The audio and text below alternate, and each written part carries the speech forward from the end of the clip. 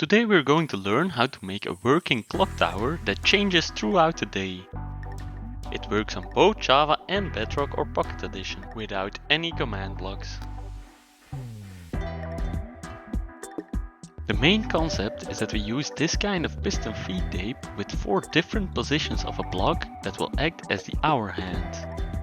When the next position is required, we first need to deactivate the current piston before we can activate the next one. With just a few extra blocks we can make this feed tape look like a clock. To control these pistons, we're going to use a daylight detector. As we get closer to noon, it will give a stronger and stronger redstone signal, which we use to power the pistons that control the clock. As we discussed earlier, each clock piston needs to be deactivated before the next one gets activated, which is why we use another set of pistons. Now the clock pistons get activated one by one while we get closer to noon. Which means it's time to implement this on the clock. We'll start with the 1 o'clock piston. We go out 6 blocks and place a daylight detector. We are simply building the thing I've just shown, so we need a block that can be pushed away by a deactivating piston. And then make sure we need at least 1 extra dust to reach that piston, so the deactivation happens after the activation. It's easy to check if our build is working by unpowering the deactivation piston for a second, which should reactivate the 1 o'clock piston. 3 redstone later we want to activate the bottom piston, so we go down and use a repeater at the moment we are 3 redstone further away. Once again we need a deactivation which happens after that, which means it needs to be at least 1 dust further away. You probably get the gist by now. Once again we go out 3 more redstone to power a block that powers our clock piston. Then we go out even further where we place our deactivating piston. When more time passes, the piston will get deactivated. The final one is very easy because it doesn't need a deactivation piston. We still use a block so the signal matches better with the time.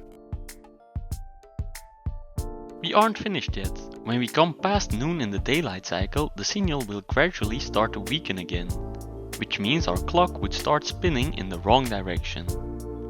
That's why we need to place 3 immovable blocks like I show here.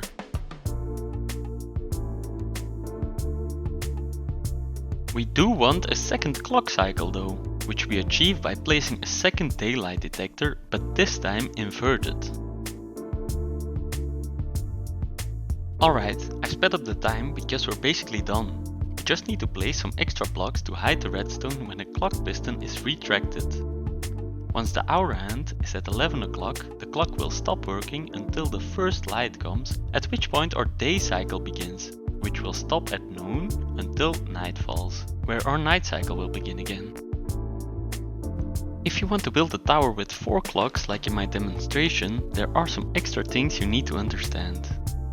We can't just make a longer redstone trail to activate specific pistons because the signal strength won't match. Luckily, the comparator has the special property that it repeats the same signal strength as it reads, which means we can extend our trail. They can also do this with soft powered blocks, which can prove to be useful. Using this tip, you'll end up with something like this, which looks complicated, but is actually not that fancy if you build it yourself from the ground up. I won't be going over this block by block though, because then you'll probably make a mistake that's hard to track down if you don't understand what's happening. For those who really want to copy, I'll include a world download, but I think it's more fun to try it yourself.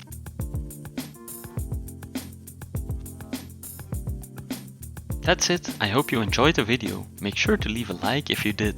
If you have any questions, feel free to leave them in the comments. I'll do my best to help you out.